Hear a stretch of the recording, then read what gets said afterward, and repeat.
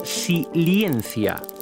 Una palabra que así, a priori, nos resulta complicada de pronunciar, incluso ajena a nuestra vida cotidiana y, sin embargo, es un concepto ampliamente utilizado en el mundo científico. Resiliencia hace referencia a una propiedad de los materiales por la cual un objeto elástico, es decir, un muelle o un resorte, que es sometido a una presión o fuerza determinada, es capaz de, una vez que cesa dicha presión, recuperar su forma original. Pues bien, si trasladamos este concepto al mundo de la psicología y de las ciencias sociales, nos referimos a la capacidad que tienen las personas para resistir y recuperarse ante circunstancias adversas, bien sean estas de carácter individual o psicosocial.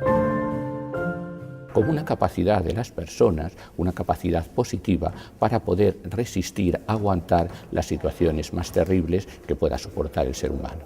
Resiliencia es una capacidad que todos tenemos de poder afrontar la adversidad y no venirnos abajo, o sea, afrontar la adversidad creando los recursos necesarios para salir incluso fortalecido. Los estudios sobre resiliencia surgieron a mediados de los años 70. Al principio se pensaba que era una capacidad innata con la que nacían las personas, pero a medida que iban surgiendo investigaciones más exhaustivas sobre el tema, se vio que esta cualidad podía desarrollarse a edades muy tempranas. Comenzaron estudiándose las familias de niños que tenían padres alcohólicos. La situación de los niños con los padres alcohólicos evidentemente parecía como si los predispusieran a tener trastornos cuando fueran mayores. Estos niños que habían sido educados en estos ambientes tan terribles, pues lógicamente lo lógico parecía ser que estos niños pues fueran alcohólicos, psicópatas y personas conflictivas. Y sin embargo se observó que no era así, que los niños eran capaces de, a pesar de haberse desarrollado en esos ambientes tan adversos, de poder ser unas personas completamente normales y adaptadas a la sociedad. La resiliencia, visto desde la neurociencia, pues es importante ver que el cerebro se va configurando continuamente con las experiencias vividas. Y tenemos un potencial muy fuerte. O sea, hay veces que yo pienso, tenemos como un motor de Ferrari y vamos pedaleando en bicicleta. Es una pena porque podemos afrontar cualquier problema o cualquier circunstancia difícil de la vida siempre que no tengamos miedo. Según estos estudios realizados en el ámbito de la psiquiatría y la neurociencia, se fue comprobando que la resiliencia no es tanto que sea heredada o adquirida, sino que resulta mayormente de la interacción y de la adaptación que cada persona hace con su ambiente y con los conflictos que le surgen a lo largo de su vida. Es el ejemplo clásico del desarrollo de la inteligencia. Un niño puede ser muy inteligente, pero si no se le dan las oportunidades para estudiar, para desarrollar esas capacidades intelectuales, pues evidentemente no llegará a desarrollar ese potencial. Pues lo mismo ocurre con los factores resilientes, es decir, el niño tiene que tener la oportunidad de vivir situaciones, no tienen por qué ser extremas, pero en las cuales viva condiciones adversas para poder desarrollar estos factores de resiliencia. Y que la resiliencia está muy relacionada con el desarrollo y que la resiliencia depende de las circunstancias de cada uno.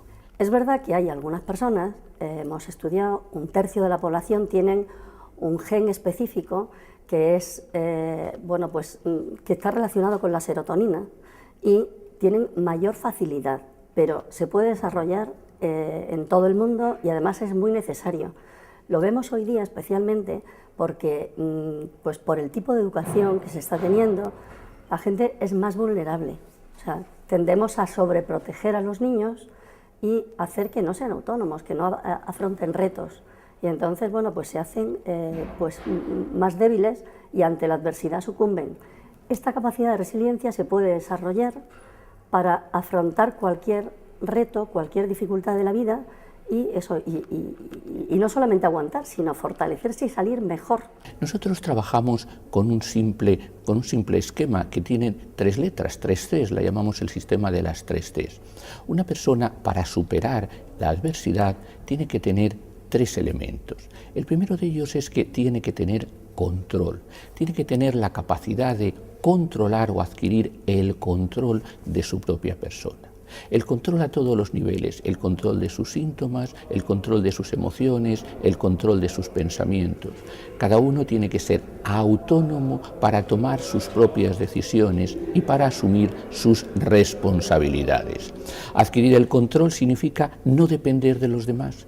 Y a veces, pues en nuestros modelos de asistencia hablamos de pacientes que de forma pasiva y resignada están dependiendo de otros. Dependen pues de las instituciones sanitarias, dependen de la ayuda que se les da, dependen de las atenciones de la familia, pero acaban de ser sujetos que son absolutamente dependientes y pasivos. Y hay que cambiar ese chip, cambiar esa mentalidad. Hay que conseguir que la persona sea el control, el dueño de su propia persona. El miedo es lo que más provoca estrés y es lo que más dificulta la resiliencia. Y en cambio la confianza, el saber que puedo, que soy capaz, poco a poco va desarrollando esta capacidad en las personas. O sea que es algo innato, pero a la vez también se puede desarrollar. Segundo, el sujeto tiene que aceptar la siguiente C, que es el cambio.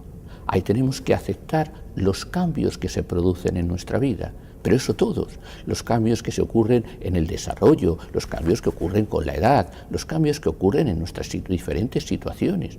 Y la verdad es que nos acostumbramos, sobre todo cuando ya llevamos un cierto tiempo y una cierta edad trabajando por el mundo, a tener las cosas como demasiado rígidas, demasiado establecidas, y somos muy resistentes a cambiar. Y tenemos que aceptar que el cambio es consustancial con nuestra existencia. Nadie se baña dos veces en el mismo río, decían los filósofos antiguos, porque todo fluye, todo cambia y las circunstancias cambian. A mí me gustaría pues tener algunas características de cuando era joven y dicen algunos, es que yo quería ser como cuando era antes. Eso es imposible. Tenemos que aceptar la nueva situación y las nuevas circunstancias que nos imponen la vida, incluso con las restricciones, incluso a partir de ellas, e incluso llegar a dar sentido a las mismas. Nosotros hemos estudiado personas que a lo mejor han sufrido la misma circunstancia, un ERE, han sido despedidas de la empresa y pasados unos años te encuentras que una persona te dice, pues mira, gracias a que me echaron de aquella empresa, empecé a buscar trabajo y estoy en un sitio muchísimo mejor pagado, mejor puesto. Otra gente en la misma circunstancia pues te sigue preguntándose ¿y por qué a mí? ¿Y por qué tuve tan mala suerte? ¿Y por qué me pasó esto? Y sigue bloqueado y sigue en paro, o sea, sin poder encontrar recursos. Esa es la diferencia. Lo que nosotros queremos desarrollar son las capacidades para afrontar lo que nos venga de la vida, los retos de la vida.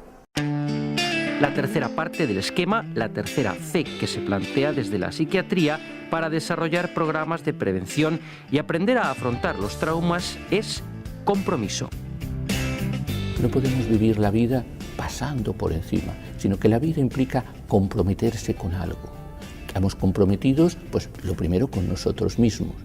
Un compromiso con nosotros mismos es llevar una vida digna, una vida con dignidad, una vida en la cual asistimos o seguimos un sistema de creencias, un sistema de valores con los cuales de alguna manera comprometemos nuestra existencia. Pero también una serie de compromisos que tenemos con la gente que nos rodea. Compromisos con nuestros familiares, compromisos con nuestros amigos, compromisos con nuestros compañeros de trabajo, compromisos con nuestra profesión, compromisos con otras personas que tienen las mismas situaciones o los mismos problemas que nosotros.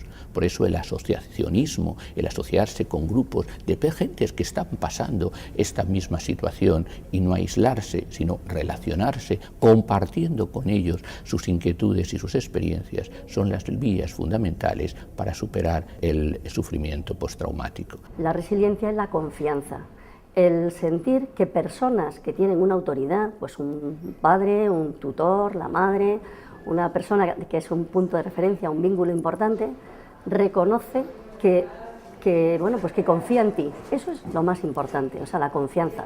Por ejemplo, una variable que hemos visto en nuestros estudios que efectivamente tiene un poder modulador o amortiguador importante es el autoconcepto, la autoeficacia, todo lo que tiene que ver con una percepción positiva de sí mismo, de su eficacia profesional, de sus capacidades. Esta percepción positiva de sí mismo es una dimensión clásica en todos los modelos de resiliencia, ¿no? Otras variables, pues la percepción positiva en general del mundo, el optimismo. Este tipo de estudios sobre resiliencia están dando un giro considerable en las terapias aplicadas para el tratamiento de las personas que sufren de estrés postraumático.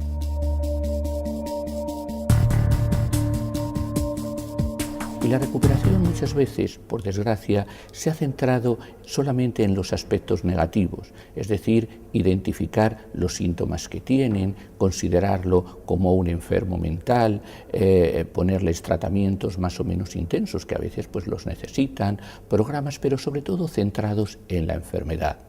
Y a veces hemos olvidado estos aspectos de que todas las personas tienen esa capacidad de responder, de rehacerse y de recuperar su dignidad y de construir su propia vida. Muchas veces cuando entrevistamos a personas nos dicen, pues a partir de aquello que me pasó, de aquel accidente que tuve, de aquel secuestro, hemos tenido casos muy interesantes, nos dicen, aquello me aportó a hacerme mucho más humano, aquello me aportó a hacerme más fuerte. Ahora no tengo miedo porque cuando un reto se supera, ya los siguientes son más fáciles. Estos serían, de alguna manera, los rasgos en el tratamiento del trauma individual, pero no podemos olvidar otro tipo de traumas que son de carácter más colectivo, que dependen del contexto social en el que la persona se desenvuelve y que a veces nos resultan todavía menos controlables. Pero el trauma también tiene sobre todo un importante componente psicosocial, es decir, estas situaciones de las cuales pues, estamos viviendo o hemos vivido, desastres, catástrofes, crisis socioeconómicas como la que estamos viviendo actualmente, pues tienen una gran repercusión social, porque repercuten y porque inciden en una sociedad.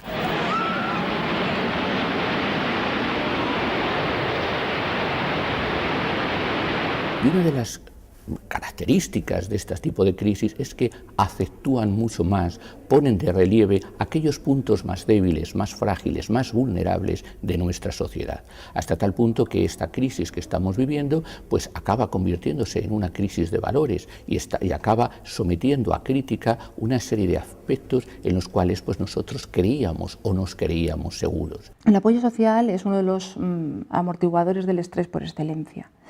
De tal manera que cuando uno cuenta con apoyo de los demás, también tiene menos posibilidad de desarrollar síntomas o de que la aparición de estresores a su alrededor tengan un efecto negativo sobre su salud o sobre su vida, ¿no? Lo que no se puede es combatir, como si dijéramos, un futuro incierto con todo negativo y sin que se esté haciendo nada. O sea, hay que, pues desde todos los medios, desde los medios políticos, desde las organizaciones, desde las propias empresas, donde pasamos mucho tiempo trabajando, se pueden hacer estructuras resilientes donde haya canales de comunicación, donde la persona se sienta pues como un individuo, no se siente un número de productividad, uno más, que no importa a nadie, sino que hay que ver que puede haber líderes también en distintos, como si dijéramos, estratos, y ellos, o sea, entre todos, vamos construyendo una sociedad que sea pues como más horizontal, no que nos lo den todo hecho, que nos den los recursos, sino que nosotros tenemos que ir construyendo ante las dificultades, pero sabiendo que tenemos un gran potencial. O sea, nuestro cerebro es como si dijéramos, el que rige toda la vida y la sociedad de cada tiempo. Y si nosotros sabemos el potencial que tenemos, o sea, todo lo que queremos lo podemos conseguir. Por eso, hoy en día, muchos de los estudios sobre resiliencia se están aplicando también al ámbito de la psicología de las organizaciones y del trabajo. En la UNED se ha abierto una línea de investigación para abordar los riesgos que inciden en la salud psicológica y física de los empleados. En el Departamento de Psicología del Trabajo y de las Organizaciones, nuestro equipo de investigación lleva ya unos años investigando todas esas variables moduladoras que inciden en el estrés y en la salud laboral de los empleados. Los factores de riesgo psicosocial son aquellos factores que influyen en las personas, en los trabajadores, y que tienen que ver mucho con la percepción que ellos tienen en el lugar de trabajo. Hay muchos tipos, desde agresiones, violencia, desgaste en el trabajo, estrés laboral, etcétera, etcétera, ¿no? Los estudios longitudinales, importantes en este ámbito, en la medida en que nos permiten decir qué es la causa y qué es la consecuencia, lo que indican es que las personas con elevado estrés, pero que se sienten más autoeficaces para responder a esas fuentes de estrés, se sienten menos quemados. El concepto de burnout, el concepto de estar quemado, ahora en boga en el ámbito de la psicología.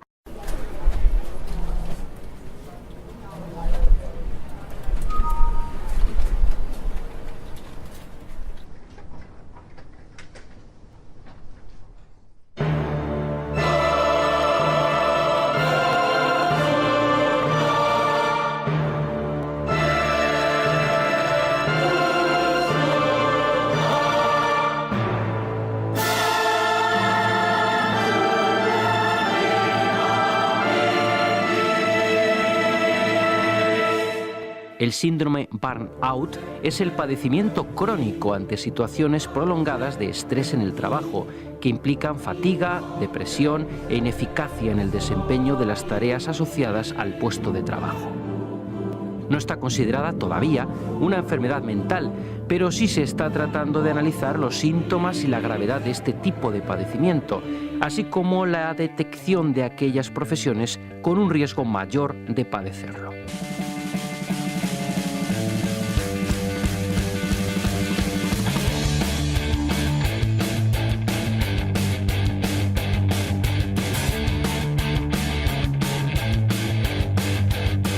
Dentro de la psicología de las organizaciones y concretamente en el estudio de estresores y de factores de protección que podrían constituir lo que es la resiliencia, uno de los colectivos que está expuesto a mayores riesgos o a riesgos más específicos que son inherentes a su propia profesión son los militares, en general los cuerpos y fuerzas de seguridad del Estado, ¿no? Pero nosotros nos hemos centrado mucho en muestras militares.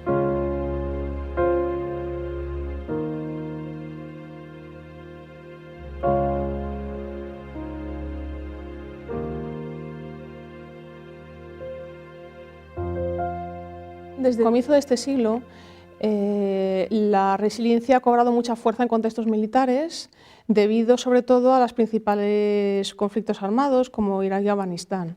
En estos conflictos se ha visto que el personal desplegado del ejército de los Estados Unidos pues, ha sufrido bastantes bajas por problemas psicológicos y por presiones del Congreso de los Estados Unidos se creó un grupo de evaluación de los factores de estrés físicos y psicológicos y también para medir la resiliencia o qué cosas se pueden hacer para apoyar a los militares, ¿no? Este tipo de estudios se están teniendo en cuenta también en España y concretamente en la UNED, que ha centrado una de sus investigaciones en los factores de riesgo y protectores ante el estrés laboral que afecta a las fuerzas y cuerpos de seguridad del Estado. Nosotros nos empezamos a preguntar si este tipo de estresores, este tipo de riesgos, como digo, tanto de naturaleza física como también de naturaleza psicológica, organizacional, si este tipo de riesgos podían eliminarse. La mayor parte de las veces pues vimos que esto no era así, que eran riesgos inherentes a su puesto de trabajo y que no se podían eliminar. Entonces empezamos a investigar variables protectoras, es decir, por qué con los mismos riesgos algunos individuos desarrollaban o sufrían algún tipo de problema psicológico y otros no, ¿no? Entonces vimos que efectivamente hay unas variables moduladoras, unas variables intermedias, en las que nosotros sí podíamos intervenir como psicólogos, es decir, ahí sí podíamos hacer algo, no podíamos eliminar los riesgos a los que se enfrentaban, pero sí podíamos entrenarles o fortalecer ese tipo de variables, estas variables protectoras.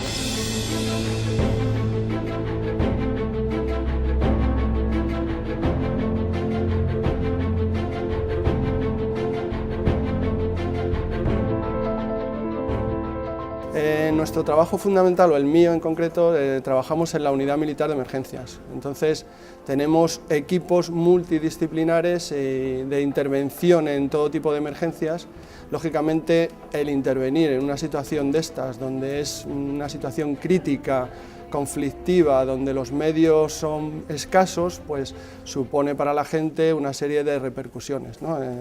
Repercusiones que llamamos factores de riesgo, en nuestro caso psicosocial porque los abordamos desde el punto de vista de la psicología, y entonces eso redunda pues básicamente en la salud de los operarios y también, y muy importante, en la operatividad de la unidad. En ese sentido, estamos llevando a cabo también una serie de investigaciones, intentando llevar a cabo programas para el fortalecimiento psicológico de los militares, sobre todo vinculado a operaciones militares, despliegues, que es donde estos estresores cobran son más importantes o aparecen con mayor frecuencia. Se puede preparar a alguien y tenemos unos equipos de profesionales altamente cualificados ahora mismo en la unidad. ¿Cómo lo hacemos? Pues desde distintos puntos de vista. Un punto de vista sería el técnico, ¿no? Tenemos equipos que técnicamente están muy preparados para realizar su misión. Pueden ser rescatadores en altura, pueden ser rescatadores con helicóptero, pueden ser buceadores rescatadores o lo último que tenemos, que son los equipos de salvamento y rescate urbano que han sido homologados recientemente por Naciones Unidas. Esa es la parte técnica. La parte psicológica lo que hacemos es prepararlos psicológicamente con el fin de hacerlos más resistentes. Entonces tenemos una serie de cursos de formación en que incluimos una parte que es la psicología, y entonces les enseñamos cómo tratar a una víctima, por un lado, y también les enseñamos estrategias de afrontamiento para ellos mismos, que tengan una herramienta a la hora de enfrentarse a situaciones críticas. Como hemos podido comprobar a lo largo de todos estos comentarios de expertos, la resiliencia es un tema poliédrico que afecta a diferentes ámbitos de la vida cotidiana de las personas.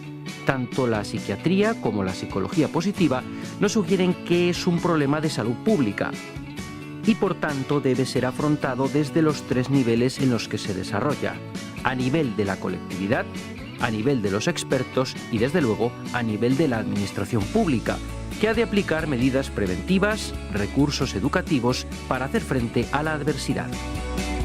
Porque cuando no se conoce el riesgo que existe, o cuando se ignora, o cuando se toman medidas inadecuadas, es cuando se produce el desastre. Y por desgracia, pues hasta que no se produce el desastre, no se toman medidas, cuando posiblemente se podían haber evitado o haber mitigado desde mucho antes. Es verdad que estamos creando una sociedad muy difícil, muy competitiva y poco humana. Entonces, ahí tenemos que incidir, pero ¿cómo podemos crear esa sociedad mejor o cómo podemos luchar? Pues efectivamente haciendo que las organizaciones también sean resilientes, que aporten pues, unos factores que den confianza a las personas.